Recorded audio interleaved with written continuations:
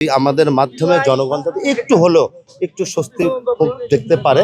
নির্বাচনের আগে করাইল বস্তি সহ বিভিন্ন জায়গায় আমাদের জনাব তারেক রহমানের অঙ্গীকার ছিল, সেই অঙ্গীকারগুলো বাস্তবে কিভাবে রূপ দেওয়া যায় সেই জন্য আমরা সরাসরি আমরা মন্ত্রী মহোদয় এবং প্রধানমন্ত্রীর এপিএস সাহেব আসছেন, সচিব মহোদয় এবং সিটি কর্পোরেশনের নেতৃবৃন্দ এবং আমাদের সাত্তার পাটোয়ারি সাহেব উপস্থিত আছেন, প্রধানমন্ত্রী কার্যালয় থেকে এসছেন। আমরা দ্রুতগতির মধ্য দিয়ে আমরা এই সমাধানগুলো করবো। যেমন লাইট নেই, রাস্তাঘাট বেহাল অবস্থা, লেকে খালে জমে আছে, পানি নেই। তো এই জিনিসগুলো আমরা খনন করে যাতে যতটুকু সম্ভব অন্তত পক্ষে তাদের এই আমাদের মাধ্যমে জনগণ যাতে একটু হলেও একটু স্বস্তি দেখতে পারে, এই হলো আমাদের দায়িত্ব।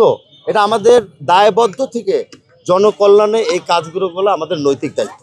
এই দায়িত্বভার থেকে আমরা আমাদের কাজগুলো অতি দ্রুত এবং এগুলো সম্পূর্ণ করার জন্য আমরা চেষ্টা চালাবো, এই আমার বক্তব্য।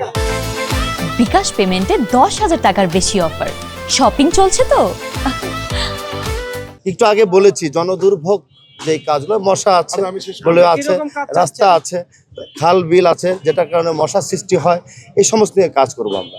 বর্জ্য ব্যবস্থা আছে। আমার বয়স হয়েছে মাত্র, যোগদান করেছি 5 দিন। ইতিমধ্যে যিনি মশক নিয়ে কাজ করছেন আমাদের ব্রিগেডিয়ার ইমরুল কায়েসও এখানে উপস্থিত আছেন। আমরা আগের চেয়ে বেশি করে যাতে মশক নিয়ন্ত্রণ রাখা যায় সেই ব্যাপারে আমাদের একটা পরিকল্পনা করেছি রুটিন মাফিক। সেই পরিকল্পনাগুলো আমরা সামনে রেখেই মনিটরিং সেল করে এবং নিজে একজন প্রশাসক হিসাবে প্রতিটি এলাকায় গিয়ে আমি নিজে মনিটরিং করব, কাজ করবো, এই আমার পরিকল্পনা। দেখেন, আমি একটু আগে বলেছি দীর্ঘ 17 বছরটা কাজ আমাদের কাঁধে দিয়েন না। আমরা 5 দিন হয়েছে এখানে যোগদান করেছি, আমরা তো চেষ্টা চালিয়ে যাচ্ছি।